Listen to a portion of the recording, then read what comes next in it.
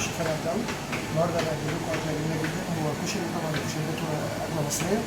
طبعا عندنا رز، انا لسه عندي رز جاهز بسويه، وده صوص طماطم وسباكيتي عندي طبعا جاهزه، ودي نوع المكرونه اللي احنا بنستخدمها معاه، بالاضافه لحاجات تانيه.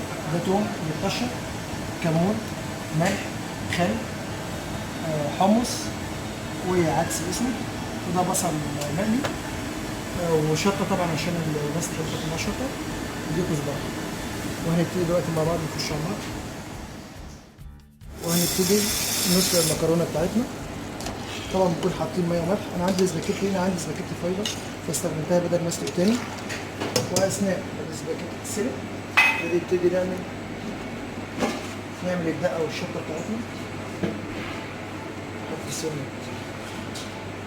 توم،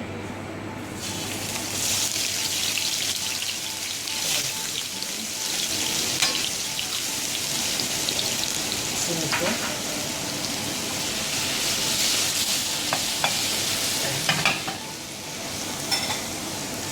وبعدين الثوم يتحمر السنه ويبقى لونه دايب شويه. نبتدي ننزل سنه كمون. الناس بتحب تدي كمون مع كزبره. ده الدقه اهو. اول ما لونه يبقى دايب السنه نبتدي ننزل لونه دايب شويه، ننزل بالخل، سنة خل، وبنحط سنة ملح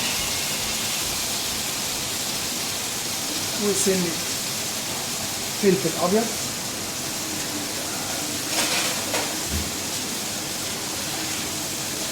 وبنزود شوية مية كده. ودي اسمها الدقة اللي هي بتطلع مع الكشري. طبعا مننساش نقلب المكرونة عشان ما تلزقش. نقلب كده المكرونة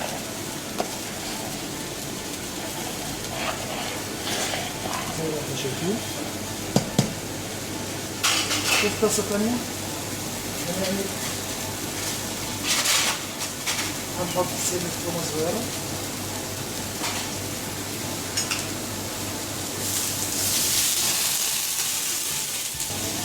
وفي طاسة تانية بنحط سنة تومة صغيرة.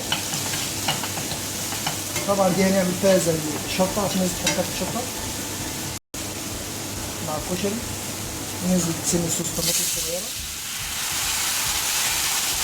زي كده،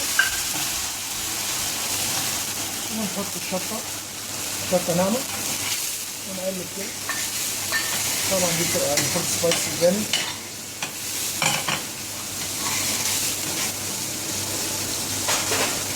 وبنظبط السمك، سنة كزبرة، سنة كمون،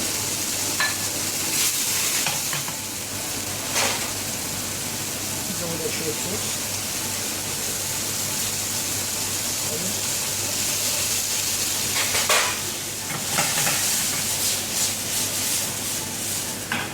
طبعا دي من الأكلات الشعبية في مصر الجميلة جدا، من الشهية.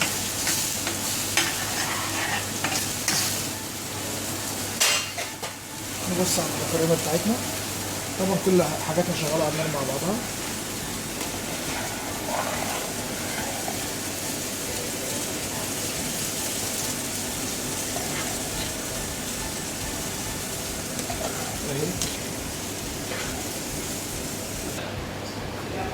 وكده سلقنا المكرونه، وبعدين جينا نرمي معاها الاسباجيتي عشان تسخن معاها، وبنيجي نصفيه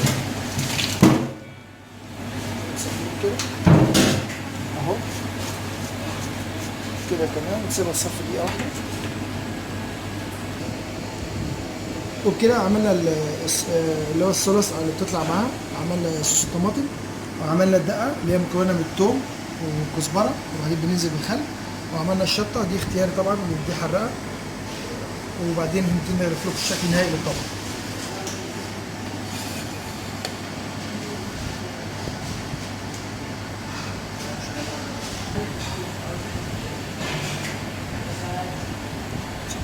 فطبقات كده زي ما احنا شايفين. في ناس بتحب تحط كله مع بعضه. نحط المكرونه الاول. المكرونه نسويها كده، وبعدين بنحط الرز. طبعا حسب الاختيار، في ناس بتحب تضيف كله مع بعضه وبعدين تيجي تحطها مره واحده.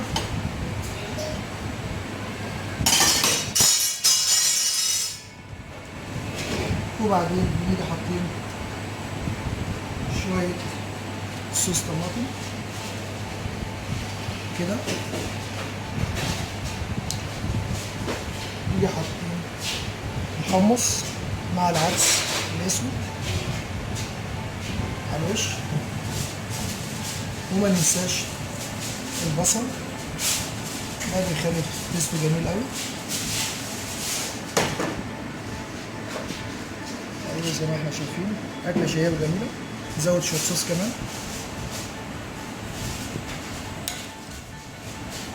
وبعدين نغرف صوص كده جانبيه، اللي يحب يحط او يزود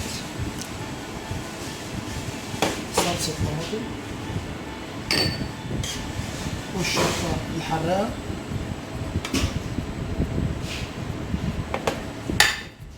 وما ننساش الدقه، ما ننساش الدقه للي يحب يحط